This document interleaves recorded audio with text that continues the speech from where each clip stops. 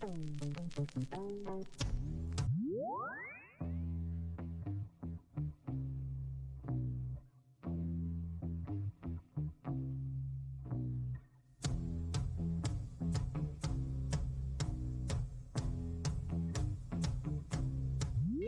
is for the city, Miami, my city, for the city,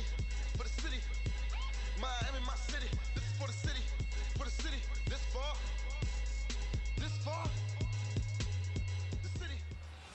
Eric Spoelstra said between games 2 and 3, what will it take? Whatever is necessary. If you want something badly enough, you figure it out. They figured it out tonight. And Jimmy Butler, no doubt exhausted right now with Rachel Nichols. Jimmy, you guys were severely undermanned coming into this game, playing a team with 2 of the top 5 players in the NBA, and yet you told me before tip-off, I think we have figured something out. How were you able to do this tonight? We rebounded. That's going to be the key going forward. We got to keep those guys off the boards, limit their second chance points. We got back pretty well. It also helps to make shots, so never get me wrong. But I'm glad we get some people back. You had a 40-point triple-double tonight in an NBA Finals game. That is the best game of your career so far. What was your mindset throughout every minute? Win. I don't care about a triple. I don't care about none of that. I really don't. I want to win. We did that. I'm happy with the outcome. How have you guys reset this series now that it's 2-1? I think we realized that we belong, that they can't be beat as long as we do what we're supposed to do. But coming the next game, I know they're going to be so much better, and we got to be able to match that energy. Congratulations, Jimmy Butler. Appreciate you. Thanks, Mike. Back to you. All right, Rachel. Only 4 times in finals history has a team won the title after trailing 2 games to none in the finals. One of those was 2006, the Miami Heat. That's when Dwayne Wade was extraordinary, brought them back against the Dallas Mavericks. Well, Jimmy Butler, without 2 of his key star players out for the 2nd straight game with an injury, puts on a performance for the ages. So needless to say, Jimmy Butler all the way, had an epic game. NBA standard, Heat standards. The Miami Heat won 115-104, bringing the series to 2-1 against the Lakers. No sweep up in here. Just real quick before I get your 2 cents about it, Jimmy Butler had 40 points on 14 for 20 shooting. That's 70%.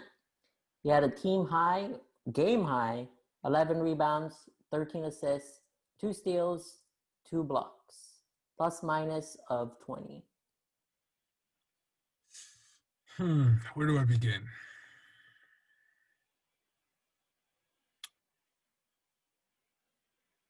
Yo, first off, I don't even know how to start this. I'm tired.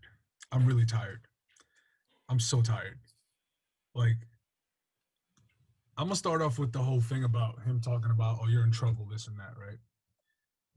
Are we going to sit here and act like Mr. LeBron James wasn't talking his shit at halftime? Like, are we really going to be on Twitter talking about the Heat, Tyler Hero, 6 of 20, why is he acting like this? Jimmy Butler, he has one good game. Everyone starts feeling himself. This is Jimmy Butler with his cocky self. This and this and that, this and that. Do y'all know who you're talking about? Like, are we really just now we're gonna start talking bad about how Butler is? Like, how bad you think like a person Butler is, or how cocky or annoying he is after all this talking about, oh yeah, he fits with the Heat, he's perfect for the Heat, he's this guy with chip on his shoulder, you know, he's good, he's an all-star. Like I get the whole thing about Miami not being good, but like everybody was praising Jimmy Butler when this move happened. Like, what's your problem, man? Like, what is everybody's problem with this bias against Miami? Like, it's disgusting. The national media is disgusting. Chris Jaimo, my friend Chris Jaimo, the one who does Out of Bounds Sports with me. Really, bro? Really? He tweets, thank you for the Heat for coming to play tonight. Excuse you? The first night if it wasn't for injuries, if it wasn't for Goran Dragic going down, if it wasn't for Jimmy Butler getting his ankle hurt, if it wasn't for Bam Adebayo hurting his shoulder, you really think we'd be here right now? Come on, bro. Come on, brother. Come on, brother. And game 2. So you're talking about now going into a finals, the first finals game. You're talking about having to deal with immediate changes. Then you have to think about changing the game plan up for game 2, which they did, and they played much better in game 2. Then you think about, okay, now you have to carry this into game 3, and you also have to account that the Lakers will be ready. And you're telling me, thanks for coming to play tonight? What's with the ignorance? Like, what is it with, my guy Abdullah Isra on Twitter, he goes, it was a nice first quarter for the Heat, but and he says something about, like, good luck continuing that, or let's see if they continue that, this and that. What happened to that? That didn't age well, did it? It's what I tweeted. Like, it's mind-boggling, the disrespect that Miami gets in the media. It's honestly mind-boggling. Like, it's like, oh, we don't want to see the sweep, and okay, well, LeBron's talking shit. Then you start telling people that, oh, the Heat are cocky and this and that. Well, maybe you are in trouble. Maybe you are in trouble. Let's just say a certain somebody might be coming back to play tomorrow. Let's just say Jimmy Butler's tired of – look, see that? The disrespect. Let me show them. Let me show them. See that? That white boy don't care no more. You see his hair? Look at that disrespect. You see that? You see that? You see how you see his hair? You know how much white boys care about their hair? All right? You know who Tyler Hero is, man. Come on, man. Come on, man. Enough with the disrespect. Enough with the disrespect. They're here for a reason. Let's not act like the Lakers are perfect. What happened to your shooters the last 2 games, huh? What happened to KCP and Danny Green? They ain't coming to play. I know that for sure. I knew that first game was different. I was not worried about that first game, them making all those threes. I was not. I know them Lakers. They ain't consistent. Them shooters ain't consistent. Streaky. Period. My 2 cents was this series was never going to be a sweep. This series was never going to go as easy as people thought. Let's look at things in a very pragmatic point of view, a very straightforward point of view. There's reasons why those 2 first games were losses. The Heat at full health will not be in this 1 and 2 position they are in right now. I guarantee you that 100%.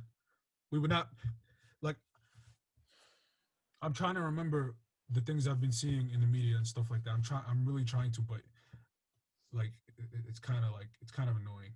No, I mean it's been gross since the Celtics series. I mean, just like the idea of showing Tatum's son, like he was the only kid in the bubble. Just little stuff like that, and also like the ads for the games. It was like it was like the Boston Celtics were playing against the Celtics, and we all knew that was going to carry over. And it was made so much worse by Goran and Bam getting injured. And I'm dumbfounded, honestly dumbfounded, how people are out there acting like that's not the case. You know what I mean? Like our leading scorer in the playoffs out with an injury that more than likely is not going to bring him back. You know, that's a tough injury. We don't want, at his age, 34 years old, you don't want him to push it. And I think that's the message that the Heat are sending. Bam Adebayo, that's our future. You know, everybody was talking about that stuff about, hey, they want to not give him his extension until next summer, and saying that the Heat don't know what their priorities are. I think they're showing what their priorities are. And like you're saying, more than likely, there's a good, he's being upgraded. Bam Adebayo's upgraded to questionable for tomorrow's game. Waj with that bomb earlier today. And what you were saying about the smack that, you know, LeBron said that you're in trouble in the first quarter. The first quarter, the disrespect of that, and at the end, walking off the court, whatever he said, you know, he was angry because this is the first time in NBA Finals history in which LeBron played that he was out-rebound, he was outscored, he was out-assisted. The first time ever And here's a little thing, like Christian Hernandez on Heat Twitter, that when Jimmy was on LeBron, he forced 7 turnovers when he was a primary defender. It's just crazy. Everybody was wrong. Everybody was completely wrong about Jimmy Butler and what he can offer to a team.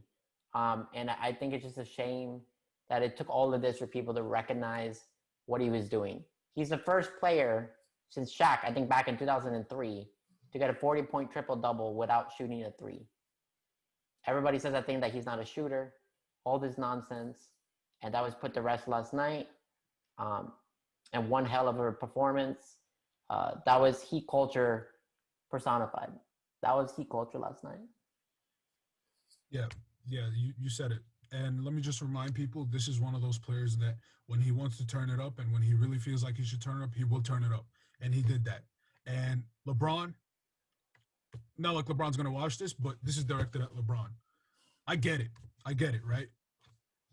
Miami left a bad taste in your mouth and you wanted to go out somewhere and you wanted to go back home and you wanted to get out of this whole like villain thing in Miami, and you were done with Pat Riley and like this whole money situation and all this and that, whatever, and you left after you made him draft Shabazz Napier.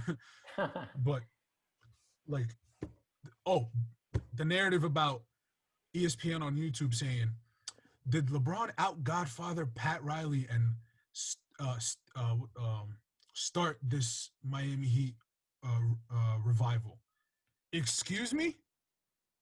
Out Godfathered who? Who? Out Godfathered who? Pat Riley? We're talking about one of the probably the upper echelon of the epitome of basketball royalty. A player, a coach, a top level executive. The guy with the most sauce in the league. Period. Out Godfather Pat. You think LeBron really left Miami thinking, oh, I'm really doing them a favor? What? Oh, the utmost respect for King James, the greatest player in my eyes ever. But excuse me, LeBron left Miami to do them a favor. He out Godfather Pat Riley and started a revival. Get the fuck out of here. That's such bullshit. ESPN, I'm tired. Everyone who follows ESPN, I'm tired of you too. Like, what? What kind of shit is that? Excuse my language, bro. I'm sorry. Like, it got me really heated when I saw that. Like, I didn't even bother watching it or even like clicking through on it. Like, it's just disgusting. It's just, honestly, it's annoying. It's getting to a point where I thought people would, and I understand Laker fans. I understand you guys, like a lot of you. I know the real Laker fans, the hoop fans for real. I understand you guys are just in a moment and you're being cocky because you can be cocky. But I really hope it's not getting to your head. Like, you have one good year of LeBron left. I mean, sorry, not one good year of LeBron left, but like, you don't know what's going to happen after another year and a half. Let's just be honest. This is not like, I get it. You think because Damian Lillard and Jamal Murray or who was the other player in the first, something, it was the third player, that because they started dancing and they started saying stuff. Huh? I thought you were the one who initiated it. Them guys ain't like us. Yeah. Them guys ain't like us. Jamal Murray ain't built like the Heat. Damian Lillard is the closest thing. He belongs in such an organization. But guess what? He plays for the Portland Trail Blazers, who haven't gotten their shit together. Whoever the third player was, I forgot who he was. He ain't built like us. Put some goddamn respect. You ain't gonna give us all this credit leading up to now, and then you and the media start this whole bullshit. Like, I'm tired of it. I really am. I'm fed up. Let's get into the game analysis, man. Let's get into the game analysis, man. But I feel you. I think it's reaching its pinnacle of just bias. You know what I mean? And It's honestly gross. And, you know, the great thing about it is this is just the beginning. You know, we're 2 years ahead. And this is just, you know, really, really, really dope stuff. Okay, so like you said, let's get to the game. Let me pull up this box score real quick. If I could reach it up here. Let's do team stats.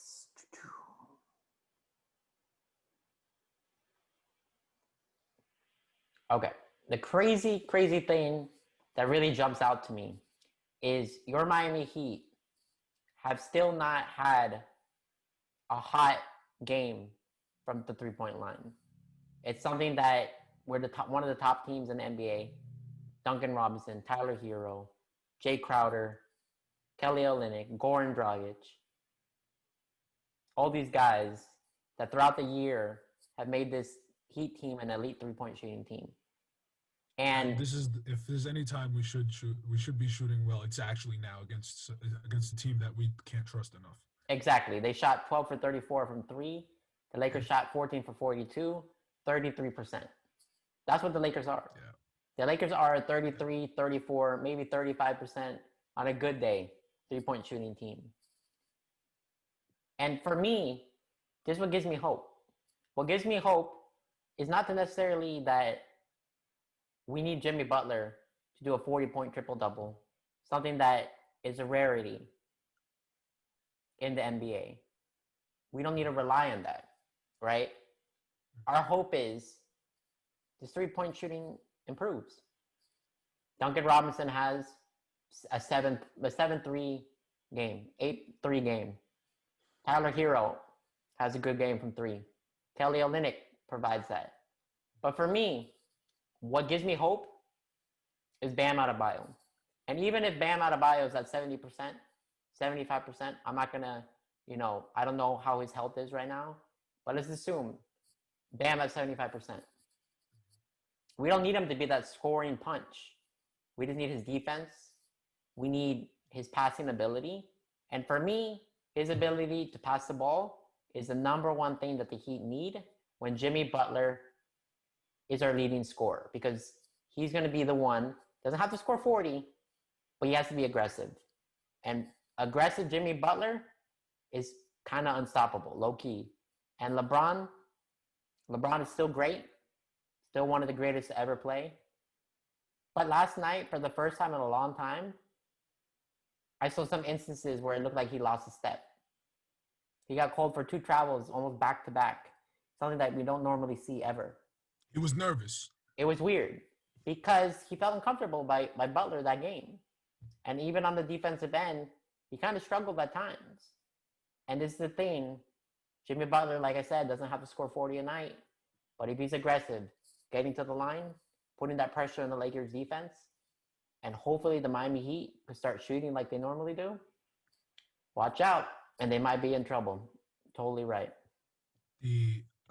Real quick, just something about Dragic and why he's so important. Not only is he not only is he a great scoring point guard, he is probably the heart and soul of this team right now. His overall improvement and his ability to create his own shot at his size and his height and you know, you wouldn't expect that from a guy who's not very athletic. What he's able to do. Like, let's just be honest. I'm really proud of Goran's abilities over the years improving. He's very, very important. This guy is a very smart point guard. His scoring alone, next to his ability to be a playmaker, not necessarily a passer, but a playmaker, is very, very underrated. And his 1-2 punch with Bam, as he's always had a 1-2 punch with our centers, is super big, huge. It's huge. And when it comes to creating shots, we're going to go over to Jimmy Butler now. I think it was last night. Yeah, last night. Well, when you watch this, it's 2 nights ago. What was wrong with the Lakers defense, man? It was weird. Like, when I realized that it was no threes in the game, I was like, okay, well, something's up. I feel like the Heat got in their head because of what happened between Butler and LeBron. I think that got in LeBron's head, and when LeBron's affected, the whole team's affected. Let's just be honest. Like you said, he looked a little off, and they were confident, dude. I mean, you're talking about AD. I saw a tweet that said AD says it was over, and he was walking off the court saying it was over. Like, That was I'm in sorry? game one. I'm sorry. Yeah, game one. I'm sorry. Like, yeah, like you can't. Disrespect. Like, I know he has. I know he has. Like, he's trying to go out, and this is because it's Miami. Like, because it's Miami, he's gonna try to be on a different, different type of timing. He's a fake wow. tough guy. He's a fake tough guy. It's not even that. Like, it's just wow. I can't believe, like, because you really were, you really have something. You really look like you have something against this team or against this organization, that you're gonna let it get to a petty level like that. Like, not necessarily the trash talking, but to a level where you're affected. Like, you really like you got upset. Like, LeBron, wow, that's different. And I'm not trying to make this something it's not, but like that's very important to look at here is the mental part of this whole cocky Lakers team and the attitude they've had so far in this series. Like you're gonna instigate, you're gonna get back what you deserve. But yeah, again, you're talking about Jimmy Butler and what he did, right? The Lakers defense looked off. I can't believe he had the ability to move the way he did. His footwork was amazing, like we saw in the highlight tapes. I can't believe he was able to get those shots off. Like, He had his legs. Some shots were like, what? How did they let him do that? Basically, what I was thinking is, how did they let him do that? What happened to the Lakers defense? It was yeah. Yeah, I mean, it was kind of crazy because I feel like what was happening, Jimmy was hunting for mismatches all night. You know what I mean? He was trying to get on Danny Green. Danny Green is still a good defender, but he's, not the same player that he was. I think he's a little banged up too. I think that's part of the reason why he's kind of even struggled more from deep in the series. But he was looking for mismatches all night. But then the crazy thing is, when LeBron was on him, LeBron struggled too. It was just, I don't think anybody was stopping Jimmy Butler. And I've been hearing all over Heat Twitter, where does this rank among performances in the finals for, Heat players? And what I keep hearing is, Dwayne Wade in 2006, game 3, when the Heat were down 0-2, he had one of the greatest comebacks, helped spark one of the greatest comebacks in NBA Finals history. The second, 2012, LeBron James, game 6 at, against the Celtics. And Jimmy Butler's right there with him. And the thing about it, given the situation with the injuries, this was the worst supporting cast that a Heat player had in such a performance. And for me, that was just remarkable. And it's just crazy, like how the fact that he did that without shooting a 3, without even attempting a 3, not even trying, not even shooting it and making it, even attempting a 3. That's crazy. But as far as the reasons why that happened, in the beginning of the game, Myers Leonard started for the Heat. The Heat decided, to go big. And Myers brought a lot of good energy. Dwight got like these 2 little lobs early on, and I was like, uh-oh, here we go. But no, he held his own. But then the big thing, Anthony Davis picked up 2 fouls in the first quarter, 3 fouls in the first half. And the Heat did an excellent job of doubling him, getting back, and then really rotating quickly back to their man. Jay Crowder did an excellent job fronting him. And then right away, when AD caught that ball in the block, boom, a guy was there to help out. He had turnover after turnover.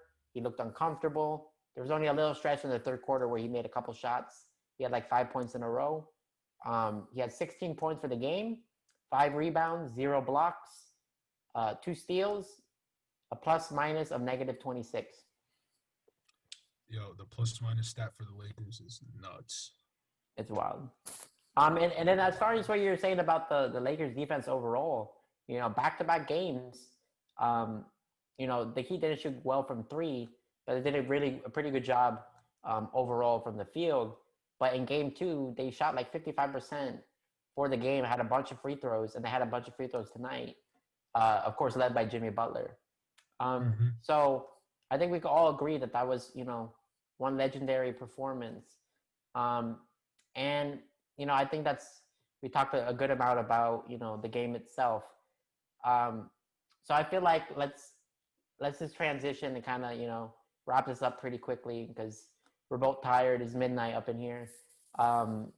Just to wrap it up, let's talk a little bit about whether or not we think Bam is going to play, what that impact is going to be, and predictions for the rest of the series. So do you want to start off what you think about Bam? What do you think is in your mind? What do you think the likelihood is that he gives it a go, that he allow him to play? And what do you think is his most important contribution that he will provide? In terms of game plan, like with Bam and stuff, and this is something I forgot to mention, is I noticed, obviously, like we talked about before in the beginning of the series, that he would have to change the game plan. And I noticed zone has been really annoying the Lakers, and that definitely affected their shooting. So I wanted to point that out. So with Bam coming back, I think it's going to be even stronger. But the key now is to really focus in on the in the paint. I think the key now is to really focus on Anthony Davis, key in on him. This is his first finals appearance. Mentally challenging Anthony Davis is going to be a key going forward. Like you were talking about Jay Crowder and how Myers Leonard's energy was up there. That's going to be a key going forward. Bam Adebayo is going to feed off of that coming back in. Now, do I think he's going to be back game 4? I see a chance, but the likelihood of it is not very high in my opinion. But regardless, this game will not be an easy one for the Lakers coming up. I feel like both teams are hot in terms of like their mental going in. But if Bam Adebayo does come back, the key will be going forward to challenge Anthony Davis and make him really think about what he wants to do. And if you shut down Anthony Davis, you will be able to shut down Dwight Howard's energy because basically it all revolves around him. And LeBron, the thing with LeBron is he's separate, like really is separate. Like if you can affect LeBron just a little bit, it really will throw off a lot. And you think about the more important player to focus on, again, is Anthony Davis, but I'm not worried about LeBron because he has to be a certain level. He has to do a certain thing for them to win. But if you affect all the other guys, you can't be Superman all the time, Yeah, the wild thing about the game, both Morris and Kuzma had 19 points for the Lakers. And if you were the Heat, you would think, oh, that's a winning recipe right there. But like you said, Anthony Davis was taken out of the game. LeBron James seems to always get his 25 and 10, 24 and 10, regardless. He had 8 turnovers. Yeah, that's what I feel like he's going to clean that up, but I think that the Heat just need to try to make him as uncomfortable as possible. Yep. For Anthony Davis, continue doubling him and switching, pretty quickly. The Heat played a lot of man-to-man. They actually didn't play that much zone. Last game it wasn't as dramatic. And when they did, they played different. I think they played the 3-2 zone instead of the 2-3. Change it up a little bit. Give them a chance on the boards, which they got dismantled in game 2. And that was, to me, the reason why they lost the game. They could have had a chance if it wasn't for that. So I feel like continue making Anthony Davis uncomfortable. I personally think that there's a good shot that Bam is going to play. I don't think the Heat would have changed it to questionable if they weren't really considering playing him. I wonder if Spoelstra might consider not playing him and possibly playing him in the second half. To me, that's a possibility. If Anthony Davis, if Anthony Davis is going off, and let's say they get in foul trouble, give him a shot, because he actually requested for him not to be out because he didn't want to wear the mask. Because you have to wear the mask when you're considered out officially. You got to wear the mask. So he pleaded for Spo. So there's an excuse. He'll be active regardless, even if he doesn't play. So I don't know. That could be a back pocket. Spoelstra could do it. I don't know. I mean, he's not as crazy as Nick Nurse, because I feel like Nick Nurse does whatever. He throws the kitchen sink out there. But it's a possibility. I feel like it's a chance. Yeah, I'm looking forward to seeing what happens in Game 4. This game is going to decide. I feel not decide the series, but this game is going to really change the course of the series, depending on how it turns out. We were looking at a 6-game series, in my opinion, for the Lakers in a win. But depending on how Game 4 goes, it might turn into 7 games. If the Heat win this game, Heat in 7. I got Heat in 6 at the beginning, but I was waiting for that. I was waiting for that. I don't see them winning 4 in a row. I just don't see it. But oh no, definitely not. No. If they win this game, the Heat seriously have a chance. Yeah, I agree. They're not favorites, and they won't be favorites, of course. But they have a shot. Of course, that's what I mean. But yeah. Okay, everybody. So that's another episode of the MHM Reboot. We'll sign you guys off with Jimmy Buckets. Once again, let me play this back. It felt good to be back ranting again. Omar was a little mad today. Don't blame him. It's been a while. Let's end in positive vibes. Positive vibes. Let's get it. Jimmy Buckets. 3 points, 9 assists, 9 rebounds. Misses the free throw. And the Lakers with the early lead. Jimmy Butler drives and finishes. Butler's got Davis on him down this time. Feed inside to Robinson. Another nice pass. And 13 assists, a career high for him in game 2. Then with the steal down the other end, they throw it ahead to Butler, and Butler throws it down. And Frank Vogel, twice as many turnovers as they have field goals right now. Butler drives, spins, goes right to the rim, and gets it a fall. Jimmy Butler now gets him a new possession here. Olynyk to Butler. Butler to the basket. Couple of fakes. Backs away, nails it. Butler goes right at Danny Green and banks him home. Olynyk the rebound. Heat up 3 as we approach the midway point here in the second. Mid-range jumper from Butler. 15 points. Davis and LeBron James, a great job getting into the seams and making another fine play. Duncan Robinson hits the 3. He also thought there was contact for the rebound. Butler drives and finishes. Jimmy Butler 17 points. Tyler Hero. Butler's got Caruso on him. Goes right at him and banks it home and gets knocked down. Other Heat players to shrink the floor where LeBron sees bodies. James guarding Butler got caught on the Olynyk screen and banks it home. He's showing and then getting back to his initial man. Butler drives, all sweet fake from Jimmy Butler, turns and scores. A chance to win with everything he does on the floor and off the court. One of the smartest players who's played in the NBA. Butler, tough fall away shot is good. Does, along with Kelly Olynyk, exceptional at handing off and faking handoff. Nice feed inside. Butler to Crowder. They have connected. 4 to shoot. Butler drives, flips it up and in. Jimmy Butler had that quick release. There's no way he's going to get back in front of LeBron James. Kelly Olynyk set up nicely. Nails the three-pointer. Jimmy Butler with his 10th assist. The Laker bench, 46 of their 94 points. Pass inside to Olynyk. Oh, what a feed from Butler. Hero sets the screen. Caldwell Pope picks him up. One-on-one. Butler backs in. That fall-away shot is up and good. 34 for Butler. It's an 8-point lead. Me the ball. Butler the drive, the runner. He banks it in. Oh, what a masterpiece.